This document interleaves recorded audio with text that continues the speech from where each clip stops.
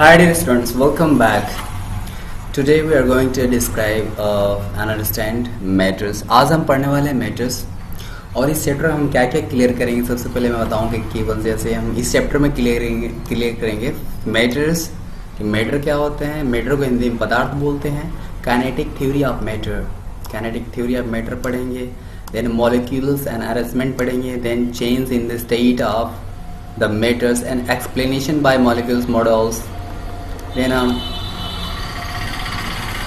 ये सारा चीज़ें चलिए आज लेसन का हम स्टार्ट करते हैं।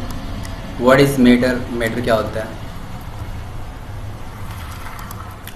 कि you have studied about the matters in 6th, आपने 6वीं क्लास में पढ़ चुके हैं।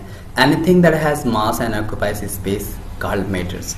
ये कहा जा रहा है कि कोई भी चीज़ जिसमें मास होती हो, दैट मीन्स वजन, भार, और वो जगह घेरती है, उसको हम मैटर कहते हैं।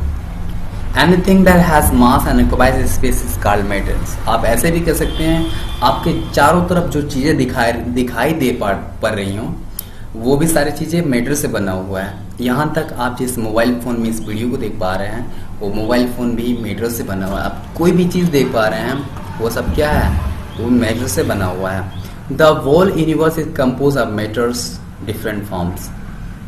पूरा जो हमारा यूनिवर्स है, यूनिवर्स मीन्स होता है पूरा वर्ल्ड जो है, पूरा संसार जो है, ये मैटर से मिलकर बना है। Anything that we see around us like trees, हम जो भी चीज़ अपने चारों तरफ देख पा रहे हैं वो सारा का सारा ही किससे बना है, मैटर से मिलकर बना है। Food items and plants matters, जैसे हो गया रॉक्स, पत्थर, vehicles, tables, humans, animals, foods item, जैसे खाने वाले जो पदार्थ हैं जो हम खाते हैं आइटम, वो भी मैटर है। एंड प्लांट्स इट्स मैटर, सारा matters. It is made of the various element, ये विभिन्न प्रकार के तत्वों से मिलकर बना है। एलिमेंट मीन्स होता है तत्व, ये तत्व विभिन्न प्रकार के तत्वों से मिलकर बना है। चलिए देखते हैं हम नेक्स्ट पेज में क्या लिखा हुआ है।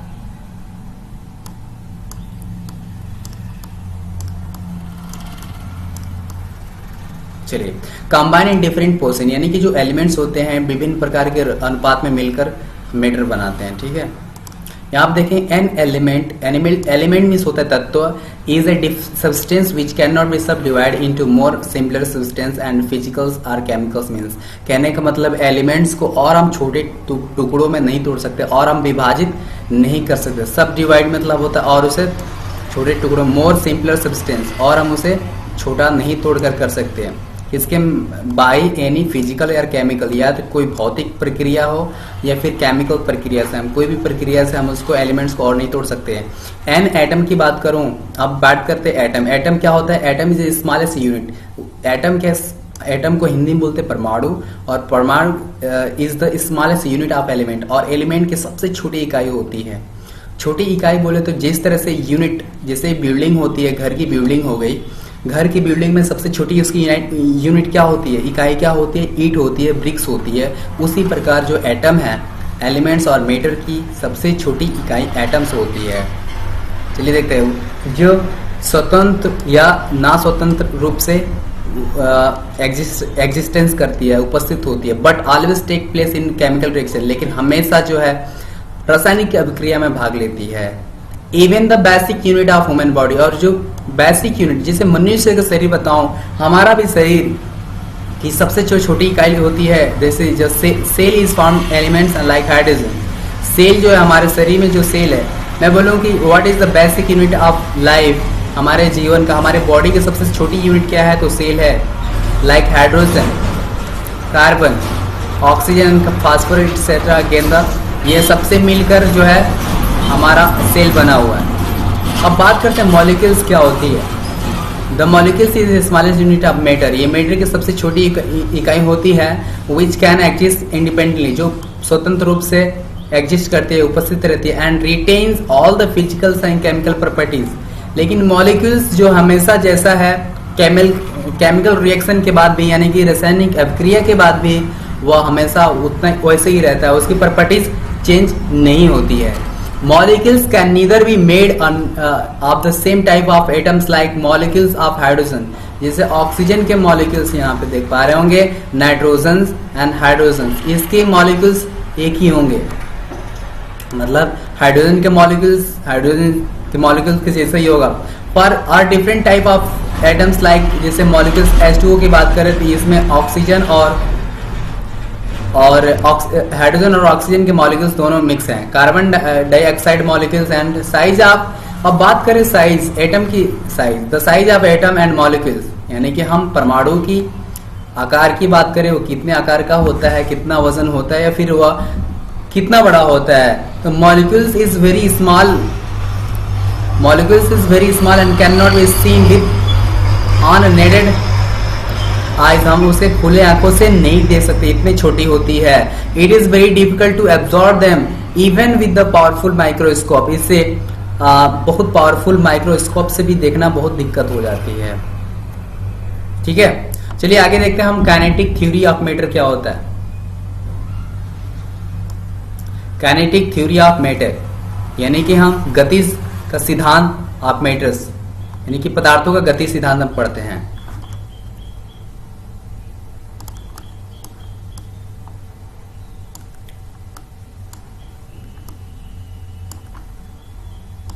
चलिए देखते हैं kinetic theory of matter. Even in the year 1860 में क्या कहा गया था, स्टेट ये बताता है, जैसे काइनेटिक थ्योरी ये कहती है कि that matter is compose of a large number of small particles called atoms, मतलब कि हमारे सिद्धांत ये कहती है कि जो भी मैटर्स हैं वह बहुत सारे एटम से मिलकर बनी है। There are many large number of small particles से मिलकर बनी है, which are not constant motion, which are in constant, जो हमेशा कांस्टेंट मोशन करती रहे। कांस्टेंट मोशन का मतलब होता है लगातार मोशन करती रहती है, कभी ठहरती नहीं है। दिस थ्योरी हेल्प अस, और यही थ्योरी हमें ये समझाती है कि the behaviour of matter and how the arrangement of atom is different ways result in the formation of different state of matter. और यही सिद्धांत हमें ये बताता है कि मैटर किस किस रूप में उपस्थित होते हैं। The main postulate of the kinetic theory of matter is follow, कहने का मतलब जो मुख्य अवधारणाएं हैं कुछ इस प्रकार से हैं। चलिए देखते हैं। सबसे पहले अवधारणा है matter is made of the atoms and molecules. कहा जा रहा है कि सबसे जो ये काइनेटिक थ्योरी ये कहती है कि matter is made of the atoms and molecules, जो मैटर बना हुआ है दो चीजों से मिलकर बना है, एटम और मॉलिक्यूल से मिलकर बना हुआ है। ठीक है, molecules are the particles that form the matter, कहने का मतलब मॉलिक्यूल्स ऐसे छोटे छोटे पार्टिकल्स हैं, कण हैं, जिससे मिलकर हमारा क्या बनता है, मैटर बनता है। The size of the molecules is so small that it is difficult to see them with unaided eyes. इतना छोटा होता है एटम मैटर्स कि हम उसे आंखों से नहीं देख सकते हैं। The size of the molecules की साइज की बात करें तो 10 to the power -8 to 10 power -10 metre होता है। ठीक है, यह हमें याद रखना है।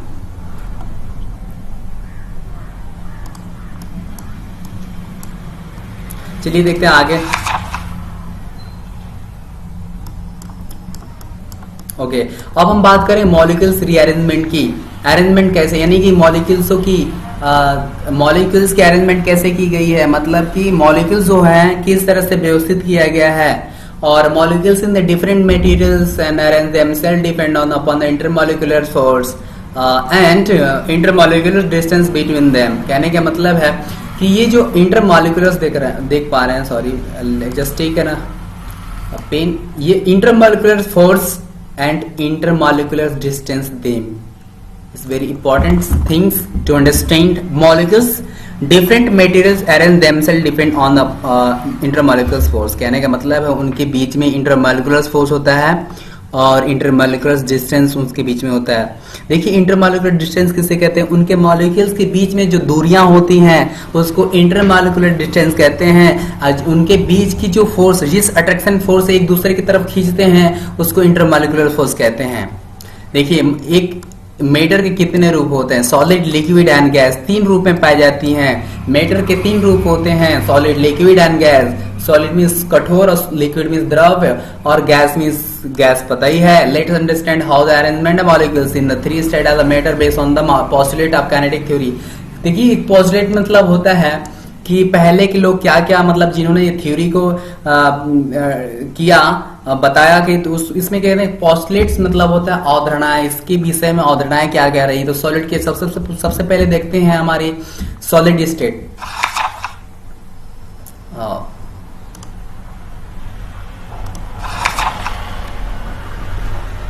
देखते हैं सबसे पहले हमारी सॉलिड स्टेट। ठीक है, सॉलिड स्टेट क्या होता है? The state of matter which compose of atoms packed tightly together is known as the solid. Solid किसे कहते हैं? सॉलिड वो होता है जिसकी मॉलिक्यूल्स एक दूसरे इतना कस के भरे रहते हैं, पकड़े रहते हैं। जैसे ये आप देख रहे हैं, ये सारे मॉलिक्यूल्स है, ठीक है ना। इन मॉलिक्यूल्स के बीच में आप स्पेस बहुत कम दिखाई दे पा रही होगी, इसीलिए कह रहा है कि solid the state of matter which compose of atom, ये भी मैटर से बना हुआ है। पैकेज टाइटली पैक्ड का मतलब होता है इनके बीच में एक दूसरे से बहुत जकड़ के बंधे रहते हैं, इसलिए ये सॉलिड होता है। कोई भी वस्तु है, जैसे कि आप लकड़ी ले लीजिए, लोहा है, आयरन है, ईंट है, पत्थर है, इनके मॉलिक्यूल्स के बीच में थोड़ा सा भी स्पेस नहीं रहता है और इनके मॉलिक्यूल्स के बीच में बहुत इंटरमॉलिक्यूलर फोर्स ज्यादा होता है, जिसके वजह से ये हमेशा सॉलिड दिखाई देते हैं। सम एग्जांपल ऑफ सॉलिड, जैसे टेबल हो गया, चाक हो गया, बुक एंड वुड, ये सब क्या है? ये सॉलिड में आते हैं। क्योंकि टेबल्स की बात करें तो टेबल इतना सॉलिड होता है, कठोर होता है, किसकी वजह से होता है? क्योंकि इनके मॉलिक्यूल्स के बीच में जो अट्रैक्शन फोर्स होता है बहुत अधिक होता है और ये टाइटली एक दूसरे से बंधे होते हैं। अब मैं बात करूं कैरेक्टर ऑफ सॉलिड। सॉलिड के कितने विशेषताएं हैं? कैरेक्टर्स कहने का मतलब है solid is molecules are tightly packed and hence that intermolecular force distance and between the molecules of the solid is very small। इनके बीच की जो देखिए, इनके बीच की इंटरमॉलिक्यूलर जो डिस्टेंस होता है बहुत कम होता है, ठीक है ना। Due to the closeness molecules और सेकेंड देखते हैं, due to the closeness of molecules, इनके मॉलिक्यूल्स इतना क्लोज रहते हैं, पास रहते हैं कि इंटरमॉलिक्यूलर फोर्स बहुत ज्यादा स्ट्रांग होता है, मतलब बहुत ज्यादा होता है और ये प्रोपोर्शनल होते हैं, ठीक है ना। ये इंटरवर्स, अगर इंटरमॉलिक्यूलर फोर्स ज्यादा है तो डिस्टेंस कम रहेगा, यानी कि इंटरमॉलिक्यूलर डिस्टेंस अगर ज्यादा है तो इंटरमॉलिक्यूलर फोर्स क्या होगा? कम होगा। ये एक दूसरे के क्या है? प्रोपोर्शनल है, इनवर्स प्रोपोर्शनल, उल्टा एक दूसरे के उल्टा। अगर इंटरमॉलिक्यूलर फोर्स ज्यादा होता है तो इंटरमॉलिक्यूलर डिस्टेंस क्या होगा? कम होगा। अगर इंटरमॉलिक्यूलर डिस्टेंस ज्यादा होता है तो इंटरमॉलिक्यूलर फोर्स क्या होगा? कम होगा।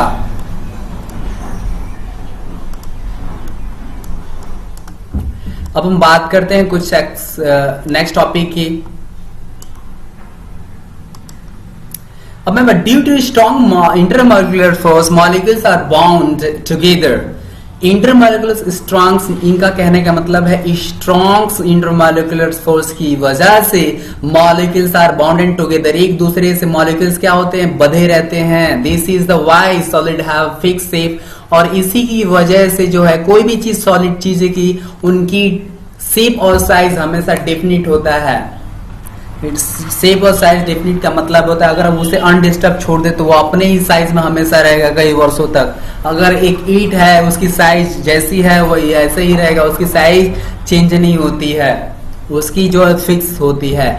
Solid have a definite volume, solid की बात करें तो उसकी डेफिनिट वॉल्यूम होती है। वॉल्यूम की बात करें कि वो कितनी कैपेसिटी है, कितनी जगह घेरने की उसकी कैपेसिटी, उसको वॉल्यूम कहते हैं। वॉल्यूम का हिंदी होता है आयतन।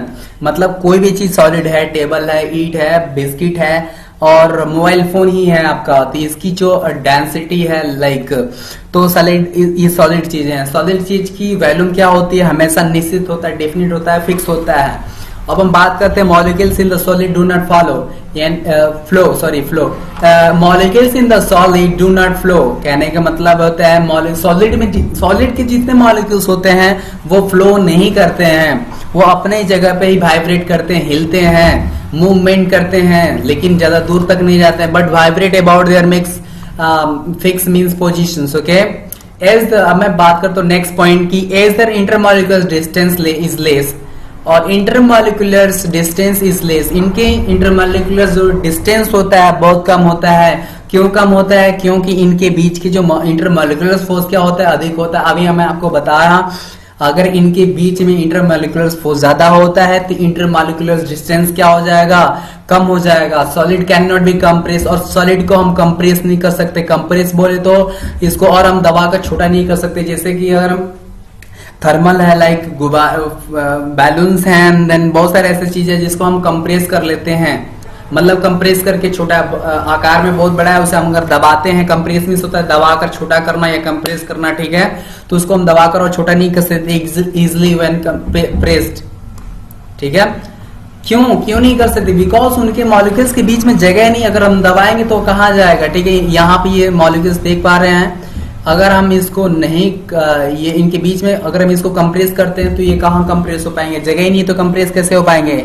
इसीलिए कहा जा रहा है कि हम सॉलिड को कंप्रेस नहीं कर सकते हैं। हम आगे बात करते हैं due to the strong molecules attraction between the molecules, और इनके मॉलिक्यूल्स के बीच में इतना स्ट्रॉन्ग अट्रैक्शन होता है, खिंचाव बल इतना ज्यादा होता है कि heating does not case appreciable expansion in solid, और हम इसको बहुत ज्यादा हीट करने के बाद ये थोड़ी सी क्या होती है, फैलती है, ज्यादा फैलता नहीं। अगर हम आयरन को गलाते हैं तो देखिएगा what is the solid expand very little on heating, गर्म करने पर बहुत ही कम फैलता है सॉलिड चीजें। Solid are hard and rigid, कहने का मतलब सॉलिड क्या होता है, कठोर और रिजिड होता है। Although some like metals can be beaten into the sheet, और बहुत सारे ऐसे मेटल होते हैं जिसको हम ऐसे बहुत सारे सॉलिड है जिनको बीट कर हम एक सीट बना सकते हैं। सीट बोले तो जैसे सीट होता है लाइक प्लेट बना सकते हैं, इस तरह से सारी चीजें। तो अब हम बात करेंगे लिक्विड की।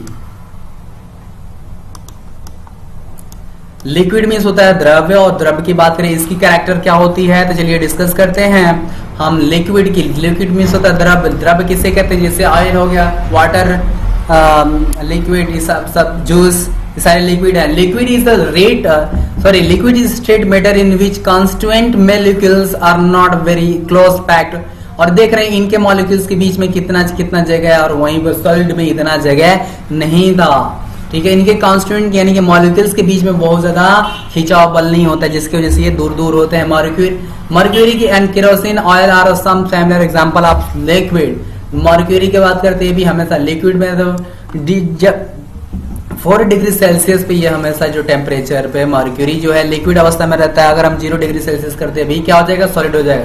केरोसिन जो मट्टी का तेल बोलते हैं आप, वो भी लिक्विड है, तो सम एग्जांपल ऑफ लिक्विड। और कैरेक्टर की बात करते हैं, the intermolecular distance between the molecules of the liquid like water and mercury is more than that is solid. Liquid, water and mercury is more than that is a solid. यानी ये liquid, water और mercury इनके बीच के जो molecules होते हैं वो बहुत ज्यादा दूर दूर होते हैं। Due to the intermolecular distance, और इंटरमॉलिक्यूलर डिस्टेंस होने की वजह से द इंटरमॉलिक्यूलर अट्रैक्शन फोर्स क्या होता है, कम होता है सॉलिड के मुकाबले। Hence they are closely packed, इसीलिए वो लूजली पैक्ड होते हैं। As the intermolecular force are weak, और जैसे ही इनका इंटरमॉलिक्यूलर फोर्स वीक होता है the molecules are not fix in their position can be freely, और कहा जाता है इनकी आयतन जो है शेप और साइज फिक्स नहीं है। इसको जिस बर्तन में रखा जाता है वो उसी का आकार ले लेता है। जैसे कि अगर पानी है, पानी लिक्विड है, और बोतल में रखा गया, अगर हम इसको एक प्लेट में रखते हैं तो प्लेट का आकार क्या हो जाता है। तो कहने का मतलब है ये कि डू नॉट फिक्स शेप, इसकी कोई फिक्स शेप नहीं होती। इवन दो इसकी बात करें तो intermolecular force is very weaker in liquid than the solid. Solid के मुकाबले लिक्विड इंटरमॉलिक्यूलर फोर्स होता है, यानी कि मॉलिक्यूल्स के बीच में जो बल लगता है, जो अट्रैक्शन फोर्स होता है वो बहुत वीक होता है सॉलिड के मुकाबले। The molecules are not completely free, और मैं बात करूं मॉलिक्यूल्स ये पूरी तरह से फ्री नहीं होते हैं। दस दे हैव डेफिनिट वैल्यू, और इसीलिए इसकी डेफिनिट वैल्यू होते हैं, लेकिन डेफिनिट शेप और आकार नहीं होता है, ये ध्यान में रखना है।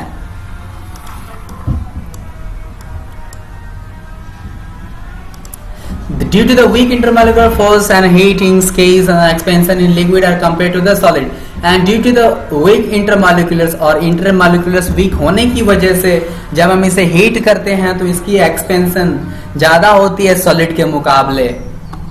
देखते हैं ना, गैस बन के उड़ जाती है, जो भाप बन के उड़ने लगती है, तो इसे बोल सकते हैं हम गर्म करने पर इनके मॉलिक्यूल्स क्या होते हैं, ज्यादा ही फैलते हैं।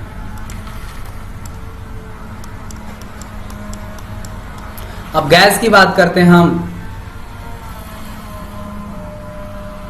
चलिए गैस, जो गैस, जितने गैस हैं, gas is the state of matter which constitute molecules are very loosely, ये दोनों से बहुत ज्यादा लूजली पैक्ड होता है, ठीक है ना। ये जो मॉलिक्यूल्स देख रहे हैं, मॉलिक्यूल्स ये बहुत तेजी से रैंडमली मोशन करने वाले होते हैं। हाइड्रोजन, जिससे हाइड्रोजन, हीलियम, देखिए मैं कुछ गैसों का नाम बता रहा हूँ। हाइड्रोजन जो सबसे हल्की गैस कौन सी है, तो हाइड्रोजन है। उसके बाद oxygen and nitrogen and air are some well known an example of gases. Character की बात करें, इनकी विशेषताएं पढ़ते हैं कि characters, the intermolecular distance in the gas is very larger. Gas में इंटरमॉलिक्यूलर्स का फोर्स, जो डिस्टेंस होता है, बहुत ज्यादा होता है। और इंटरमॉलिक्यूलर फोर्स इस गैस इज ऑलमोस्ट नेग्लिजिबल, एकदम जीरो होता है। जो अट्रैक्शन फोर्स होता है, जो एक दूसरे की तरफ जब फोर्स लगाते हैं खींचने के लिए, वो गैस में क्या होता है, बिल्कुल जीरो होता है, नेग्लिजिबल होता है। नेग्लिजिबल का मतलब होता है एकदम ना के बराबर। Due to the molecules gas is very loosely packed, और इसी की वजह से जो इनके मॉलिक्यूल्स होते हैं ये लूजली पैक्ड होते हैं। As the molecules exert almost negligible force of attraction on the each other, और एक दूसरे के प्रति जो इनका अट्रैक्शन फोर्स होता है एकदम जीरो के बराबर होता है, जिसकी वजह से वो they move almost independently each other, वो स्वतंत्र रूप से इधर उधर जा सकते हैं। गैस है निदर, गैस की बात करें, गैस निदर फिक्स शेप और नॉट फिक्स वॉल्यूम, ना ही इसका फिक्स शेप होता है, ना ही इसका फिक्स वॉल्यूम होता है। क्योंकि हम गैस को चाहें तो कंप्रेस करके एक छोटे से बर्तन में भी रख सकते हैं। देखिए अगर मैं एलपीजी की बात करूं, उसमें भी गैस रहता है, उसमें 15 kg गैस हम एक छोटे से जगह में रख देते हैं। इसका मतलब ये कहा जा सकता है कि गैस की जो मॉलिक्यूल्स होते हैं उसको हम कंप्रेस भी कर सकते हैं, इसीलिए तो उसकी वॉल्यूम और शेप उसकी डिफरेंट नहीं है, निश्चित नहीं है। वो किसी भी शेप में रह सकती है और किसी भी वॉल्यूम में आ सकती है। They occupies all the space available, उसको जितना जगह मिलता रहता है वो ग्रहण करती रहती हैं। The due to the larger intermolecular space, due to the larger intermolecular space, because gas can be compressed to large extent, इसको बहुत हद तक हम इसे कंप्रेस कर सकते हैं। Gas also expend a lot of heating, और इसे गैस को हीट करने पर बहुत ज्यादा फैलता है। ये टेबल की स्क्रीनशॉट ले लीजिए और इस टेबल को आपको लर्न कर लेना है। इन दोनों में डिफरेंशिएट बताया गया है, सॉलिड, लिक्विड एंड गैस। ये टेबल बहुत इंपॉर्टेंट है, इसे याद कर लेना, ठीक है। तो चलिए नेक्स्ट देखते हैं हम।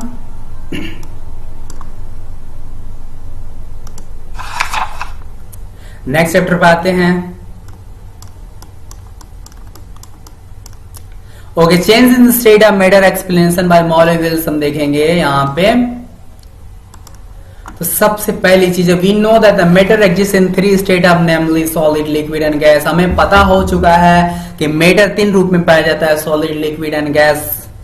On supply heating to a substance, जब हम किसी सब्सटेंस को हीट करते हैं, the molecules gain energy and they start vibrating vigorously. वाइग्रेटली में सब तो क्या करना, धीरे धीरे उसके अंदर गति आने लगती है, वो वाइब्रेट करने लगता है।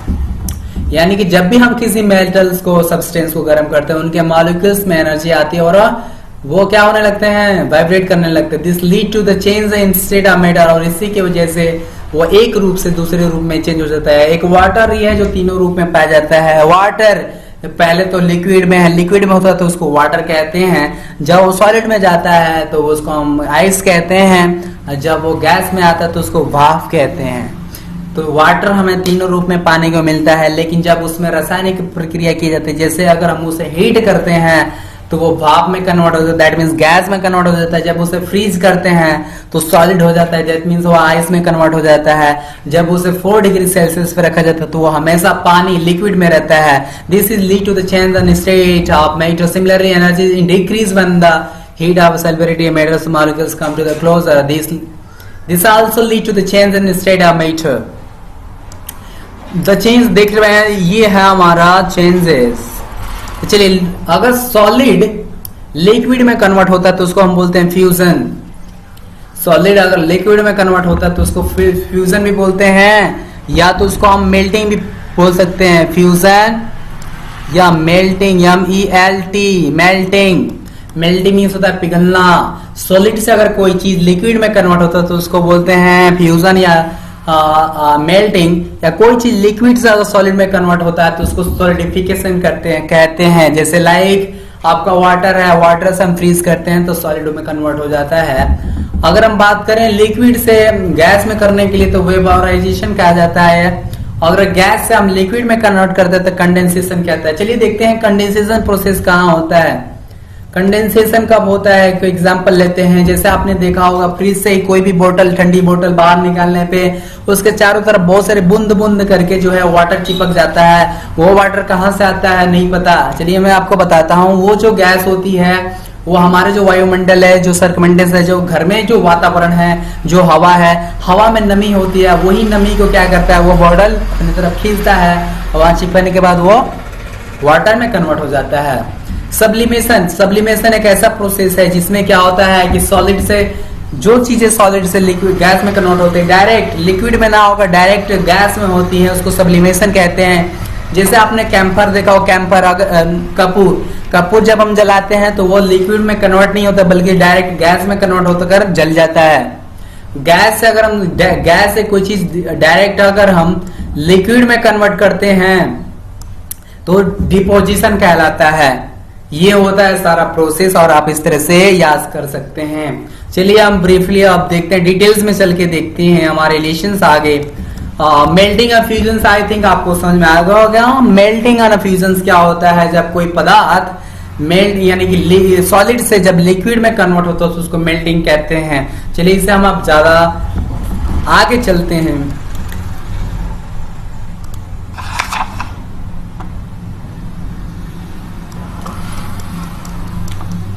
ये हमारा एग्जांपल्स हैं, लेकिन उससे कुछ पहले हम कुछ एक इंपॉर्टेंस आपको टेबल बता दें। Boiling point at the some substance, कुछ ऐसे पदार्थ हैं जिनकी बॉइलिंग पॉइंट फिक्स होती है। जैसे अल्कोहल को ले लो, अल्कोहल कितने डिग्री सेल्सियस पे जाने के बाद वह बॉइलिंग होने लगता है, तो बॉइलिंग पॉइंट उसकी हो जाएगी अल्कोहल की 78 डिग्री सेल्सियस जो होती है अल्कोहल, वहां पे क्या होने लगता है बॉइलिंग होना था। वाटर की बात करें, वाटर की बॉइलिंग पॉइंट है 100 डिग्री सेल्सियस पे जाने के बाद जो वाटर क्या होता है बॉइल होने लगता है। देन अगर हम बात करते हैं एल्युमिनियम की, एल्युमिनियम हम 2519 डिग्री सेल्सियस पे करते हैं तब एल्युमिनियम क्या होने लगता है, तब पिघलता है, तब मेल्ट होता है, तब बॉइलिंग होता है। आयरन की बात करें, आयरन को चाहिए 2862, तब वहां पे क्या होता है बॉइलिंग होने लगता है इसका। ठीक है, ये सारे पॉइंट्स आपको याद रखने हैं। चलिए आगे बात करते हैं explanation of boiling process of kinetic theory, यानी कि इसमें भी काइनेटिक थ्योरी चलिए थोड़ा सा देख लेते हैं। काइनेटिक थ्योरी क्या कह रहा है, हमारी गतिज ऊर्जा क्या कहती है, गति का सिद्धांत क्या कहता है। According to the kinetic theory of matter, यानी कि मैटर के काइनेटिक थ्योरी के अकॉर्डिंग हम बात करें तो molecules in the liquid do not exert very strong force of attraction in the earth each other. कहने का मतलब है कि exert very strong force of protection of each other. Solid में जो होता है molecules in liquid do not exert very strong, ज्यादा स्ट्रॉन्ग फोर्स नहीं लगा पाते हैं जिसके वजह से वो कहीं भी मूव कर पाते हैं। देखते हैं आप वाटर एक जगह गिरता है वो फैलकर बहुत दूर तक चला जाता है, क्योंकि उनके मॉलिक्यूल्स के बीच में स्ट्रॉन्ग फोर्स नहीं होते हैं, एक दूसरे को खींच नहीं पाते हैं, इसलिए this is why and molecules. अब बात करते हैं this is why molecules in the liquid loosely packed and loss free moves anywhere within the boundary of liquid का बहने की बात करते हैं कि इसीलिए जब वो लूजली पैक्ड रहता है तो ये are free to the move anywhere, ये एकदम हमेशा कहीं भी मुझे से आपने देखा होगा एक गिलास हम पानी फेंकते हैं या फिर कहीं रखते हैं या फिर कहीं गिरता है तो वो क्या होने लगता है बहना स्टार्ट हो जाता है, तो उनके मॉलिक्यूल्स फ्री हैं इसलिए क्या होने लगता है। अगर हम बात करें, अब हम बात करते हैं कुछ topic at the specific temperature called the boiling point, यानी कोई किसी भी वस्तु की आपसे कोई पूछे बॉइलिंग पॉइंट किसे कहते हैं तो आप आसानी से बता सकते हैं बॉइलिंग पॉइंट किसे कहते हैं। At the specific temperature called the boiling point, कहने का मतलब एक निश्चित तापमान ही क्या कहलाता है बॉइलिंग पॉइंट होता है। और सभी मैटर के लिए अलग अलग बॉइलिंग पॉइंट होता है, जैसे आपने टेबल में ऊपर देखा। On the liquid, the molecules of the liquid acquires substance and energy to overcome a mutual force of attraction and the free to leave the surface of liquid. This is called the gaseous state. और जिस gases state किसे कहते हैं, जिस अवस्था में molecules बहुत randomly motion करता है, बहुत ज्यादा फ्री हो जाता है, तो उस अवस्था को हम गैसेस स्टेट कहते हैं। ड्यूरिंग दिस स्टेट, और इस अवस्था के दौरान क्या होता है as the more heat provided the substance its temperature does not rise till the entire liquid turn into the vapor. और जब इस अवस्था में जब हो जाता है, जब तक गर्म ज्यादा बॉइलिंग पॉइंट तक गर्म नहीं होती है, तब तक वो उसमें भाप बनना यानी गैस में कन्वर्ट नहीं होता है। This is because a part of supply that heat is utilized to do the work against these molecules force and attractions, causing the increased separation between them. The remaining thermal energy is stored in the internal. चलिए आगे हम बात करते हैं latent heat क्या होती है। ये बहुत इंपॉर्टेंट और ध्यान देने वाली बात है। आप यहाँ पे you should pay attention on here. During the change the state of substance temperature remain constant. Temperature remain constant अगर गर्म करते हैं during the state of matter of substance its temperature remains. अगर उसका बदलते समय during the change of state of substance यानी कोई पदार्थ है उसका रूप बदल रहा है, उसकी अवस्था बदल रही है, अब बदलने के बाद भी उसका टेम्परेचर अगर कांस्टेंट है, स्थिर है, तो उसको लेटेंट हीट कहते हैं। Since the heat absorb by the substance can not be recorded on A thermometer in called the latent heat which means lines hidden. Latent heat can be therefore be defined as the amount of the heat required by substance to change the state of without any change in temperatures. However, बात करें कि the amount of heat and required to change the state of unit mass, the SI unit specific latent heat. मैं बात करूं कि SI unit यानी कि latent heat के मापन करने की इकाई क्या है, तो जूल है। Joule KG gram minus power 1 and it is donated L. इसे हम एल से संबोधित करते हैं, इसे एल से दर्शाते हैं। It is the two type, ये दो प्रकार के होते हैं। Specific latent heat fusion of fusion बात करें ये क्या होता है सर, तो specific latent heat of fusion the specific latent heat of fusion in the amount of the heat required to the change in neutral of substance from the solid state to its liquid and state of melting point without any change in temperature। यानी कि बात कर रहा है कि specific latent heat of fusion इस amount ऐसी मात्रा है ऑफ हीट की required to change of unit mass में सब्सटेंस। यानी कि सर देखिए ध्यान से समझिए, ऐसे सारे मेटल्स को सारे सब्सटेंस को चेंज होने के लिए उसको एक निश्चित हीट की जरूरत होती है और वो हीट को पाते ही वो चेंज होने लगता है। उसी को हम क्या बोलते हैं, specific latent heat of fusion. यानी कि कोई पदार्थ को किसी भी पदार्थ को दूसरे रूप में बदलने के लिए उसे एक स्पेसिफिक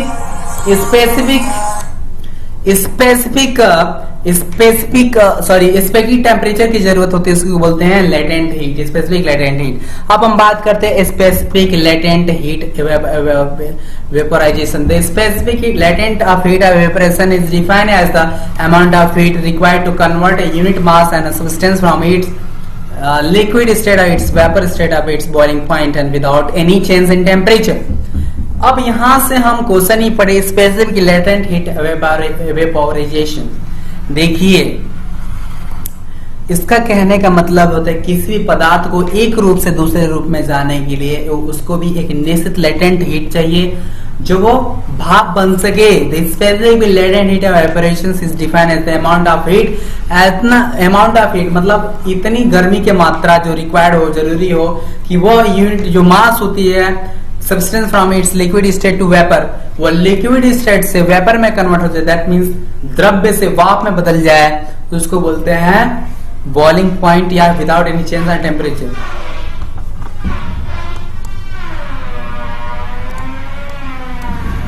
अब हम बात कर कंडेंसेशन क्या आता है, वेरी इंपॉर्टेंट टॉपिक। चलिए हम बात करते हैं कंडेंसेशन। कंडेंसेशन क्या होता है, तो देखिए कंडेंसेशन क्या होता है, तो take some ice cube in the glass and leave them on the room temperature for a some time। ठीक है, take some ice cube यानी कुछ बर्फ का ऐसा टुकड़ा लीजिए और उसे रूम के टेम्परेचर पर छोड़ दीजिए। आपको कुछ समय के बाद पता चलेगा कि some you will notice some water droplets on the outer wall of the glass। Glass के आउटर साइड में आप देख पा रहे हैं, ये जो आउटर साइड है, बाहरी जो भाग है उस पे बहुत सारे वाटर क्या हो जाते हैं, चिपक जाते हैं। This is because the water vapour present in the air. और ये होता है क्यों है, क्योंकि हवा में भाप यानी कि नमी उपस्थित होती है, जिसकी वजह से वो भाप आकर इस ग्लास पे चिपक जाता है। On coming in the contact with the old surface of the glass क्योंकि इसकी जो सरफेस होती है ठंडी होती है, ठंडी होने की वजह से जो हवा में उपस्थित नमी है वो आकर चिपक जाती है, और इसी प्रक्रिया को हम क्या बोलते हैं, कंडेंसेशन बोलते हैं। और बात कर लिक्विड स्टेट है कांस्टेंट टेम्परेचर, कांस्टेंट देखिए कांस्टेंट टेम्परेचर यानी कि निश्चित temperature at the condensation take place is known as the condensation point. The boiling point and the condensation point of most of the substance are equal.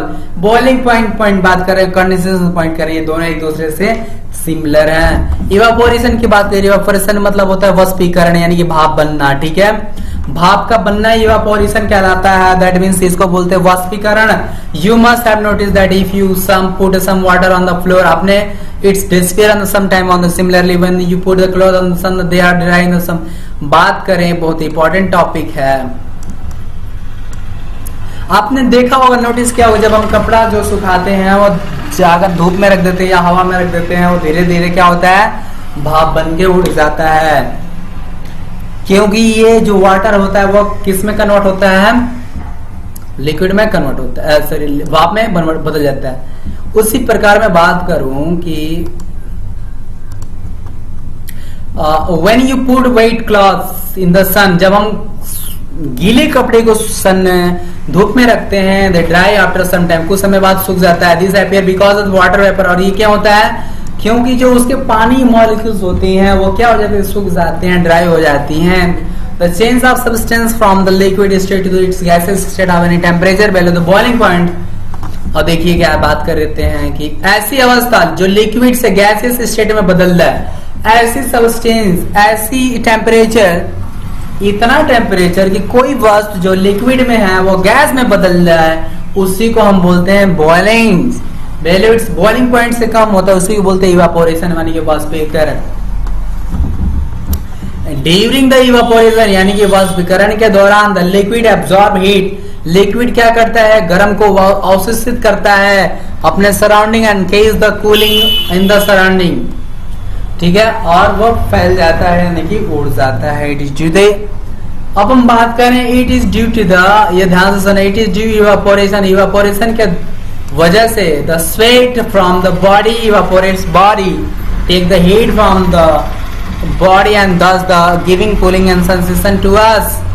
देखिए बात करते हैं हम गर्मी के दिनों में, जब हमें पसीना होता है, पसीना धीरे धीरे हमारे बॉडी से क्या होता है, इवापोरेशन, यानी कि जब हीट हमारे बॉडी से पसीने आने क्यों होते हैं, क्योंकि हमारी बॉडी गर्मी को अवशोषित करती है। अवशोषण करने के बाद वाटर क्या होता है, बॉइल बाहर आता है, वो वाटर धीरे धीरे वाष्प बन के उड़ जाता है, और वही भाप हमें ठंडा महसूस कराता है।